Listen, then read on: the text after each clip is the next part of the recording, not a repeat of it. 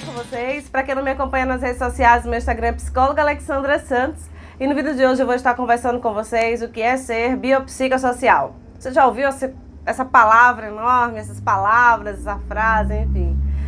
Se você não tem o conhecimento a respeito, fique até o final do vídeo, isso vai ser importante, esse esclarecimento para você, vai te ajudar com certeza a se entender melhor e com isso você vai conseguir resolver alguns problemas, tá certo? Então vamos lá. Quem está inscrito no canal, muito obrigada. Quem não se inscreveu, corre agora, se inscreve. Quem está curtindo o vídeo, dá o like. Não esquece, me acompanha no Instagram também, psicóloga Alexandra Santos, enfim. Compartilha esse vídeo e participa junto comigo do canal. O canal é nosso, seja muito bem-vindo para vocês que estão assistindo esse vídeo pela primeira vez, tá bom? Agora, sem muitas delongas, vamos para o assunto do vídeo de hoje. Sempre trabalho com os meus pacientes esse assunto de sermos biopsicossociais, para que eles entendam o que é que a gente consegue trazer no nosso comportamental de origem biológica, né, de origem hereditária, né, de origem psicológica e de origem social. Isso faz com que a gente entenda-se melhor e com isso a gente consiga resolver melhor as nossas problemáticas.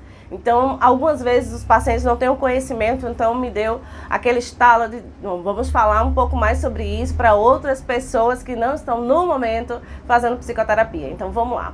Então, quando eu falo que somos seres biológicos, de biológico, eu sinalizo para vocês que a gente traz no nosso comportamental heranças biológicas.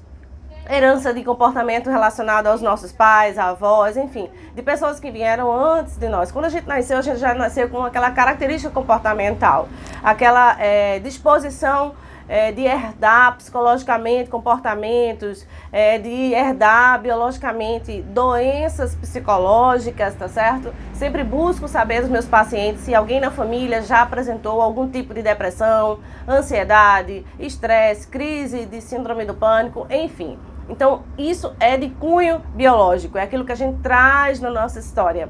E é muito importante a gente saber a respeito. Alguns pacientes, inclusive, nem sabem que familiares desenvolveram algum tipo de transtorno psicológico, enfim. E aí eles não se cuidam, entende? Sabe quando você sabe que na sua história familiar existem pessoas que tiveram diabetes e aí você começa a prestar um pouco mais atenção nesse consumo excessivo de açúcar, na falta de atividade física e o quanto isso pode te prejudicar enquanto participante dessa história familiar, né? Então, é de igual forma, nós também herdamos comportamentos, doenças de cunho psicológico. Então, essa coisa de biológico é exatamente dessa história hereditária que a gente traz familiar, tá bom? Então fica atento, dá uma pensada, verifica se na tua história da família, quais são os comportamentos que você tem. Eu tenho uma mãe que de repente ela é muito ansiosa, então eu trago aí a possibilidade de estar também vivenciando um excesso de ansiedade, uma dificuldade de lidar com as coisas relacionadas às problemáticas futuras, tá certo? Então fica aí essa primeira dica. O segundo é psico, né? Então essa questão psicológica que a gente traz, que é exatamente as experiências que a gente tem que traz realmente uma resposta comportamental com a nossa percepção pessoal.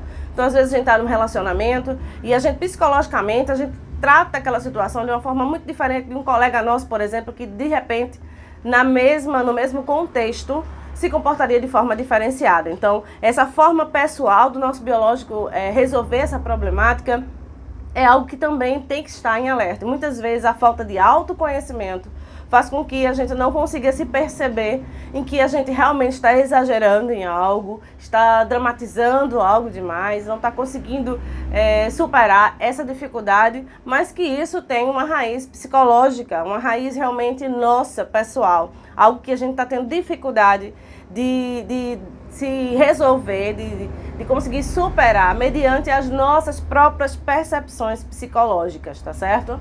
E sociais é aquela influência que o outro traz em nosso comportamento. Então é quando você de repente está aí num grupo de amigos onde você, sei lá, estuda bastante e o colega, ou os colegas, né, eles não têm o mesmo foco. E aí eles acabam te influenciando a desviar um pouco desse teu objetivo, que é focar nos estudos, focar naquilo que você inicialmente planejou para você. Então, esse psicossocial, ele vem influenciar você. Então, às vezes a gente tem aí, está inserido, principalmente acontece no grupo de pessoas que são crianças, né, nessa quase adolescência, nessa pré-adolescência nos adolescentes, essa influência do social muito mais forte. Embora muitos adultos, infelizmente, também sofrem essa influência e acabam se permitindo mudar algo que até então era bacana por causa dessa influência social. Mas às vezes também acontece o contrário, esse social é um social melhor do que aquele psicológico que a gente vive, e aí esse social ele nos influencia a resolver essa problemática de forma mais eficaz. Então, por exemplo, a psicoterapia, que é a influência de alguém fora desse contexto familiar, desse nosso contexto pessoal, né, que é conosco mesmo, é um serviço que é prestado de forma social, de forma externa. E a gente, como profissional, como psicólogo, como psicoterapeuta, a gente acaba influenciando essa pessoa em tomadas de decisões. A gente vem aí para somar com essa pessoa, disponibilizando formas mais funcionais de pensar a respeito daquela problemática. Então também tem esse lado positivo, mas aí no social tem os lados positivos e negativos em relação a essa influência social, influência externa do meio social que pode mudar o nosso comportamental.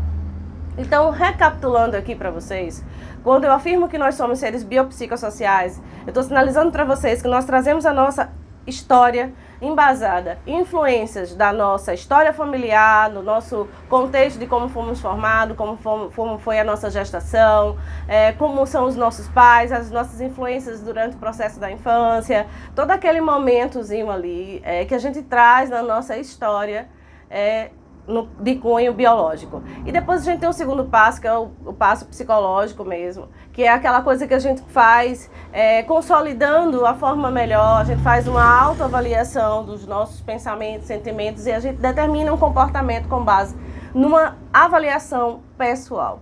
E social é quando, de fato, essa influência ela é externa, é o outro. Muitas vezes esse outro ele não faz parte do nosso grupo familiar. É um amigo, é um colega, é um conhecido, é uma namorada, é um namorado, é um esposo, né? É uma esposa.